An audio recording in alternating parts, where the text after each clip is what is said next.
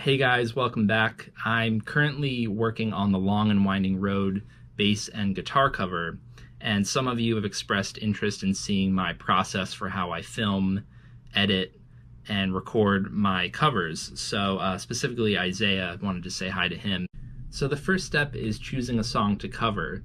In a lot of cases it's just what is my favorite Beatles song I really like with a little help from my friends, so I'm just going to do it. But more often it's about the actual gear that was used on the song. And I like to keep my covers as authentic as possible to the gear that was used. And sometimes it's about the gear that I actually just bought.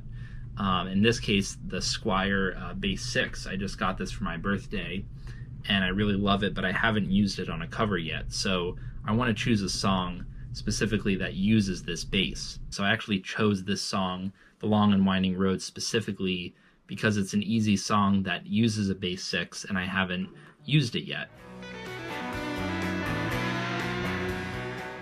Fortunately for me, I know exactly what was used on Long and Winding Road because it was during the Get Back sessions, which were completely documented and photographed and filmed, as seen in Peter Jackson's new documentary, Get Back. So we know that on January 26, 1969, that was the day of recording, and we can see that John is using his Fender Bass 6 into a Bassman amp. So I have a Bassman amp, it's perfect for this song. And we know that George was using his J200 Gibson acoustic guitar, and George Martin put a little contact microphone, taped it to his acoustic guitar body, and they fed that into a Leslie speaker for this album version of the song. I don't have a Leslie speaker, but I do have Leslie simulations.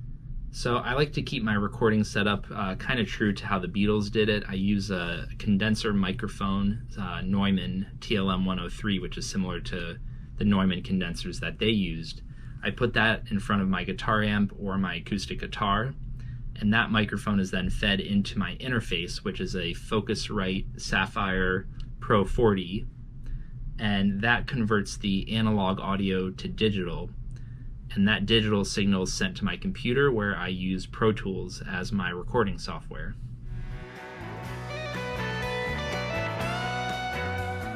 So now that I'm in Pro Tools, I need to choose a backing track to record my guitars onto.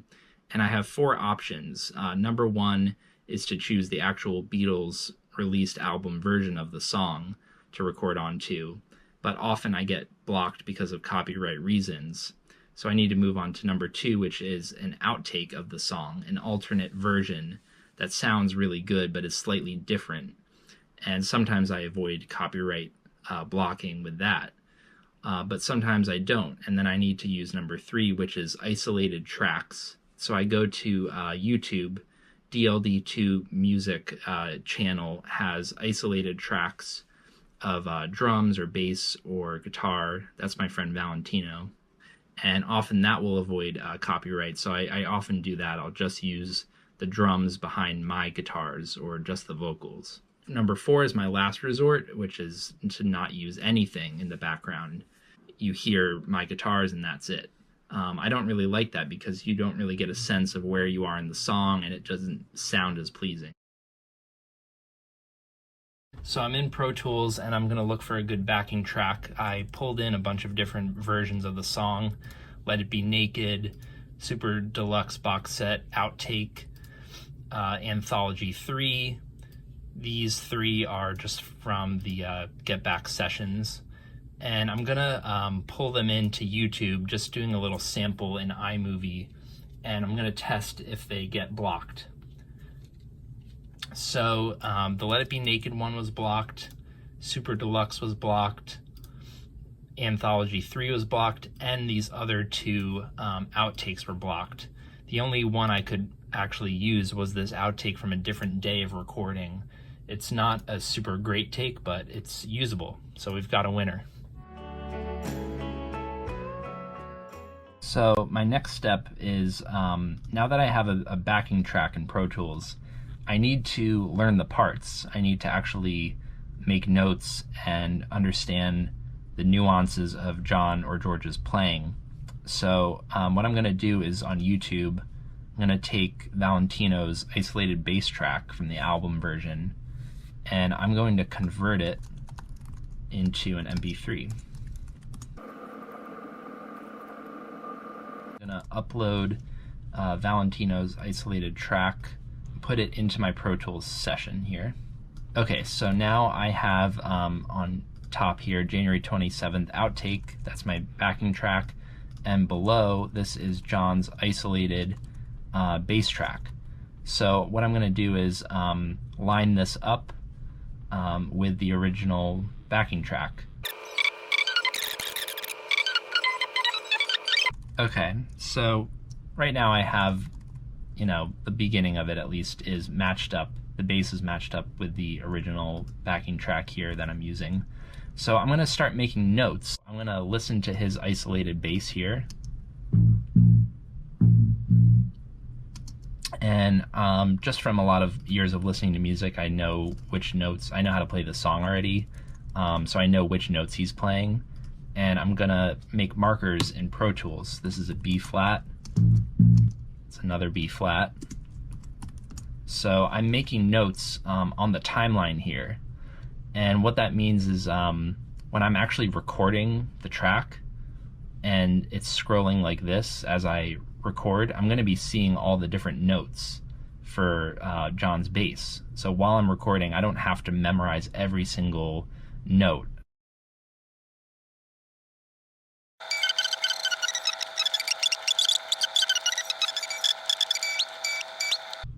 Alright, so that is all of my notes for John's bass part. It's going to be the same when I do George's electric, but that gives you an idea of how I make all of my notes, and when I'm recording, I'm using the timeline to follow the notes, the musical notes, and my, you know, instructional notes of how to play it.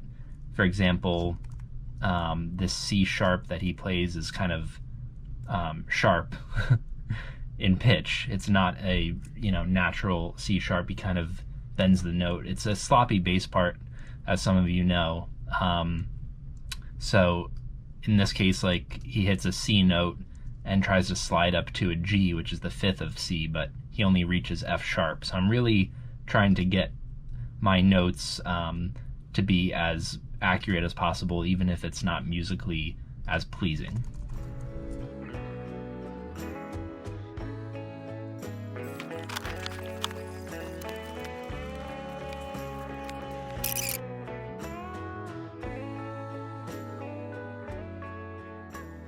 So looking at John's bass settings on January 26th for the recording of Long and Winding Road, it looks to me like he has the middle pickup and bridge pickup engaged, and the high cut switch is off, neck pickup is off. We know that John was using the silver face Fender Bassman and plugged into input 1 of the bass channel. So that's what I'm doing here. There's not a lot of picture evidence of what settings he actually used, but you can see that the deep switch was off. And this is just an approximation of what they might have used and what sounded best to me. You have the microphone about 2 feet from the grill, which is pretty standard, but they also used a DI box for recording. So the bass amp was really just in the room for them to hear, and actually it was a DI box that was recording John's part. So what I'm going to do is do a little bit of both. So I'm going to blend a mix of the DI and the actual amp. I'm going to put this in record, and I'm going to engage my interface microphone here on channel 1, and then channel 2 is the DI, so I'm going to put it in instrument mode. And now I'm going to set my level. So I like to pick pretty much as hard as I'm going to pick, just to make sure that if I set it too low and then I picked really hard in the middle of the song and it clips, that's no good. So I can see the mic is very loud, almost overloading, so I'm going to turn that down. And it actually is all the way down. These condenser mics are really sensitive. So what I'm going to do is actually move the mic back a little bit. It's a little better. but the DI bass needs to come up. Can come up even more.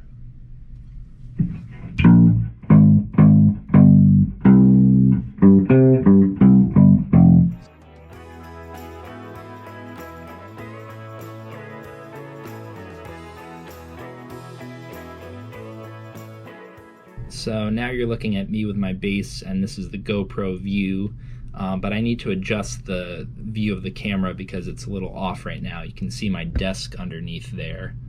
So I'm going to pull it in.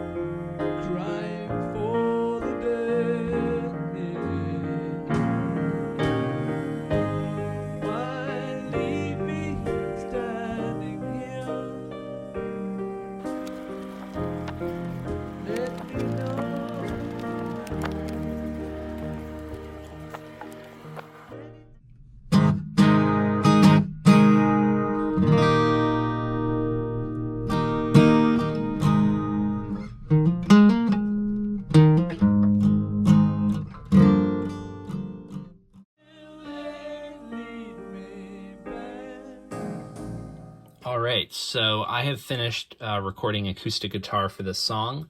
So this starts the comping and editing phase of my audio.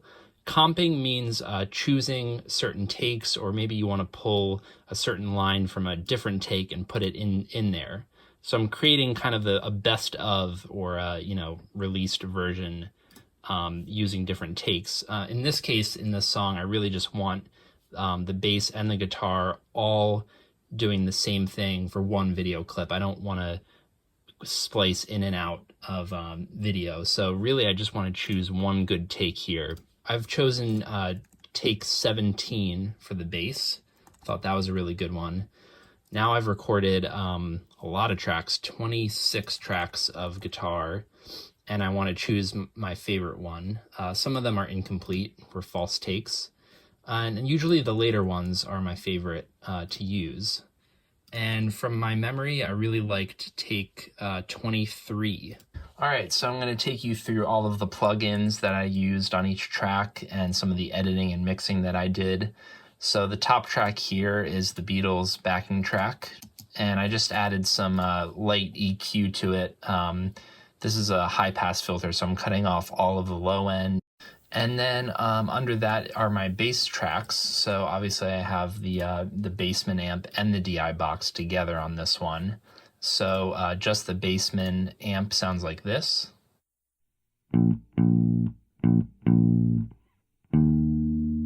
And the DI on its own.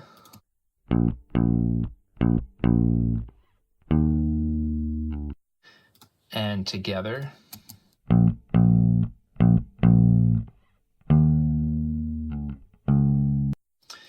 And then I have a little bit of EQ on each of those tracks, just kind of boosting some low mids, taking out some high end and mid range here. So with some EQ, it's like this together.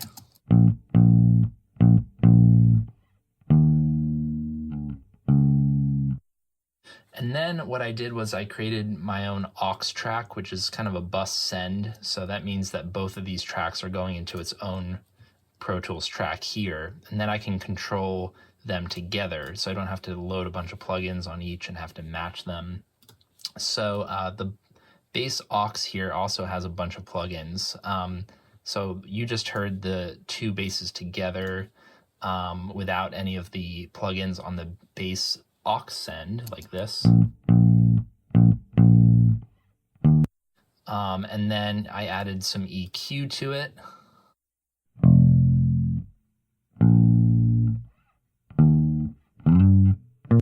Then I added some compression, and compression's nice because it kind of cancels out the high peaks, so it's more of a smooth track, it's not as dynamic.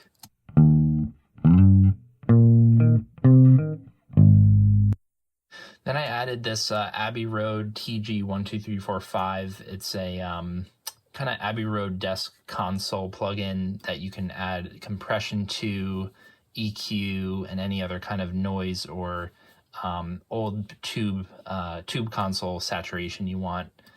So this is it without it. And with the TG12345.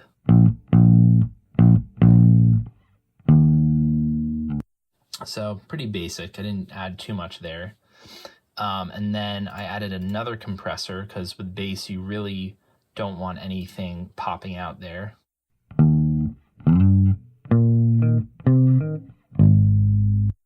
And lastly, I also added this other Abbey Road desk plugin called the Red Desk. Just loading here. And this has a bunch of features as well: EQ, drive, different desk settings, and different settings like pop or classical. So this is with the Red Desk. These are all the plugins for the bass now.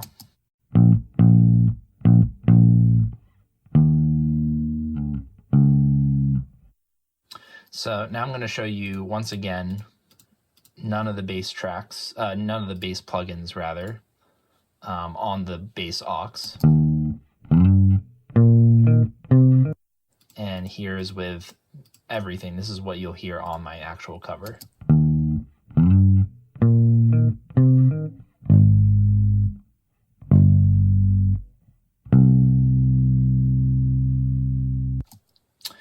So that's the bass. And now getting into the guitar. So this is the J45 on its own without anything.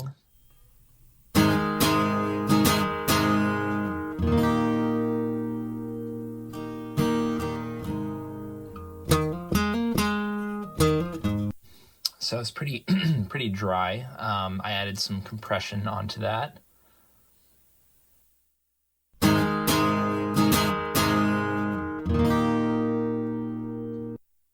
And then some EQ as well, just boosting some high end here.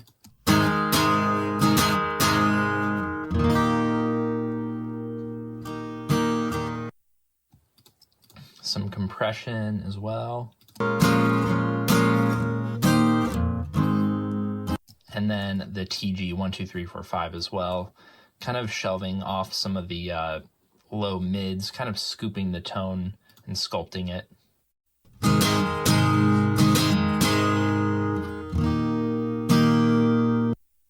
So that's dry without any Leslie effect. So then I had to create an aux send for the Leslie, and I use this DB33. It's a Hammond organ simulation with a Leslie speaker.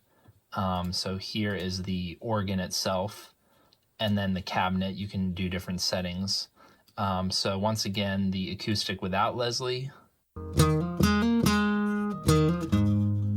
And here it is with the Leslie. I'm sending the aux track to the guitar track.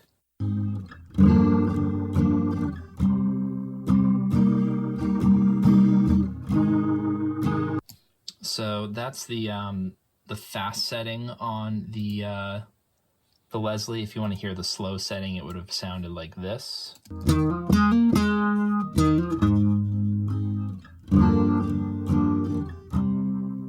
Here's fast.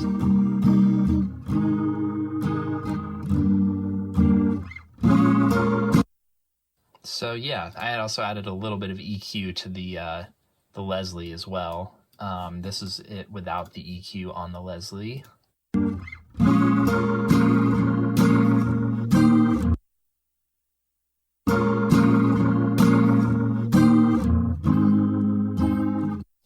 So that's the acoustic guitar and the bass and the Beatles track. So all together, it would have sounded like this.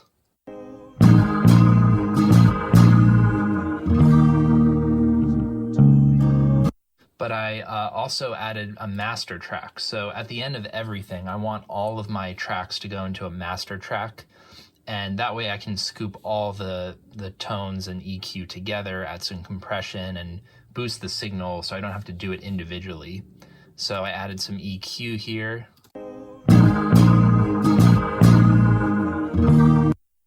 Then I added this J37 tape plugin. So this is a tape saturation based on the real tape machines they used.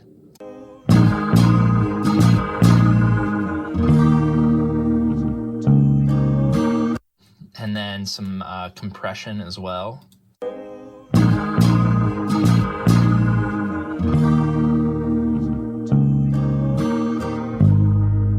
Then lastly, this is a limiter. So this is like a compressor that is just much more extreme. I can boost the volume here. And this is the final audio that you'll hear on the song.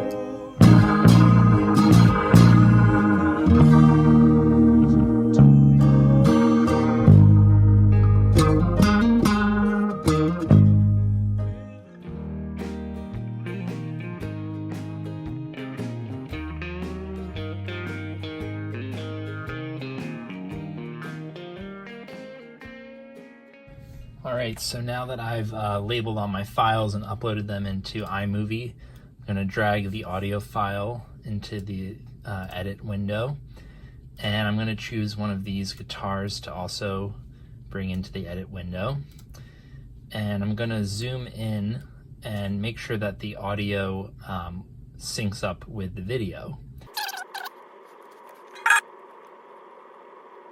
And I like to have the video audio here, you'll see the waveform always a little bit before the actual audio hits. For some reason iMovie likes to have it so that like if I had these two audio waveforms completely lined up, the video audio would actually be a little slower. Let's see if it syncs up with the guitar. Yeah, it's perfect. I've done this a lot, so it's gotten really easy for me.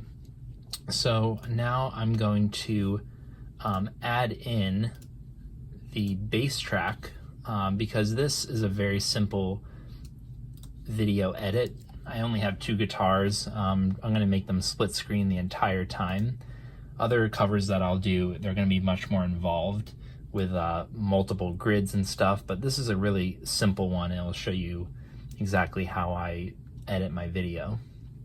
Now I'm going to go to the split screen window and I'm going to do bass on top. Let's see how that looks.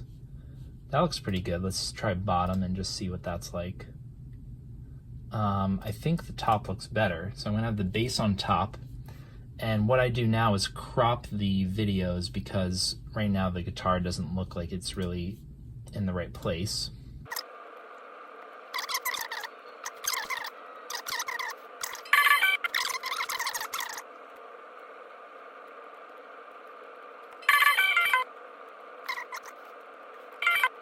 Okay, so now that I've kind of cropped them the best that they're going to be, I'm going to do a little bit of coloring. Let's see what that looks like when I just do auto. That looks nice. It just kind of brought in a little bit more saturation.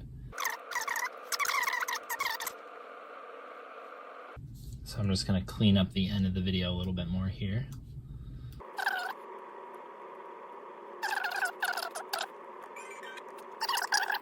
All right, so I'm going to do a bounce now. I'm going to bounce out the video because it's looking pretty good. I'm going to go to YouTube and go to upload videos and drag in my final bounced video. So when I upload my videos, I like to write in the description, details about the gear. I like to do a title, and I also like to make a final thumbnail.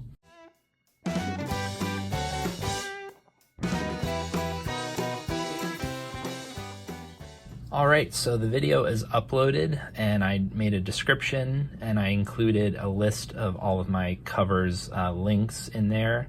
So now I'm going to choose a thumbnail. YouTube gives you 3 different options to choose from. Sometimes I like to do screenshots of my own video and then make that a thumbnail, but in this case it's pretty simple and straightforward, so I'm going to just choose what I think looks best. And I'm going to go to checks It says copyright found, but the owner is allowing the content to be used on YouTube. I'm not surprised because I already checked this before I made the cover. And yeah, it looks like it's ready to upload, so I'm gonna go ahead and publish it. Next, next, and public. And here we go. All right, video is uploaded to YouTube. Looking forward to hearing what you think about this one.